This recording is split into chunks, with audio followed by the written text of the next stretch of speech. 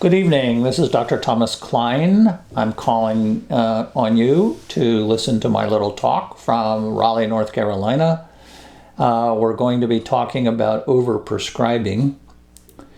Overprescribing is a charge levied against doctors that will cause them to end up in prison because it's considered the same as drug trafficking. Fortunately, we had a 9-0 Supreme Court ruling just recently called RUAN, R-U-A-N, where a doctor was accused of prescribing too much and making the case that was drug selling and drug trafficking. There were two federal district courts and two federal appeals courts that agreed the man should go to prison for 20 years, which he was convicted of. And the 9-0 Supreme Court says, you're not following the basics of law. One, read the law, which says trafficking is only if you are doing it on purpose, which means you are purposely and consciously selling drugs for profit outside of your role as a doctor. And they said, nope, it's not the case. So we physicians are now protected against going to prison for up to 20 years for overprescribing. So what is this overprescribing? It's not a term we doctors use. This is a term that was made up by the Department of Justice. And what it is the fear that more pills cause more addiction.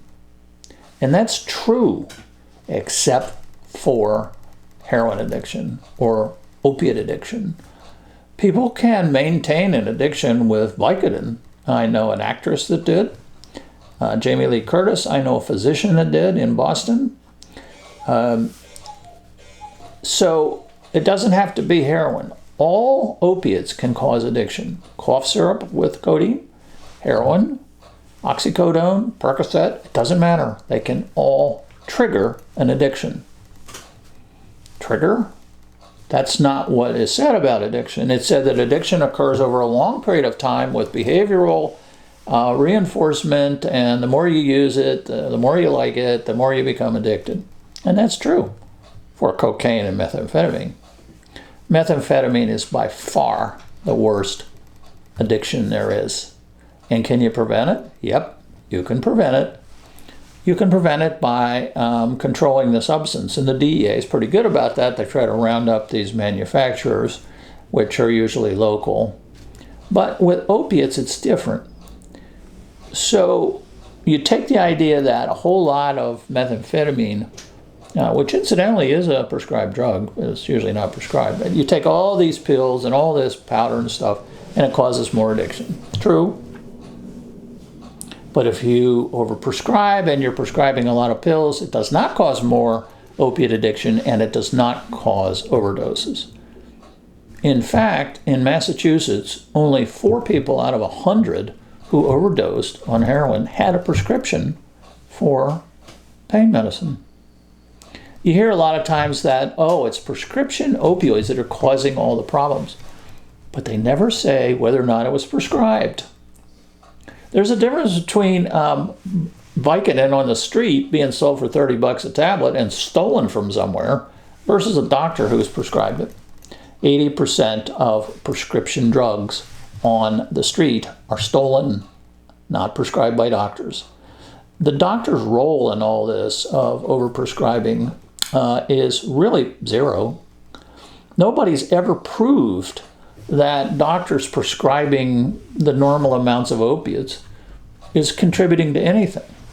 So the Department of Justice believes that, say, a doctor with 1,000 patients and is prescribing millions of pills is contributing to the problem.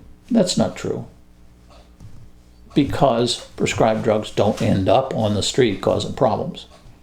What causes problems with overdoses is the refusal to treat people with addiction disease. We have the worst record in the world. If we treated our people with addiction with proper medicines, which are available, we would reduce the overdose deaths by 80%.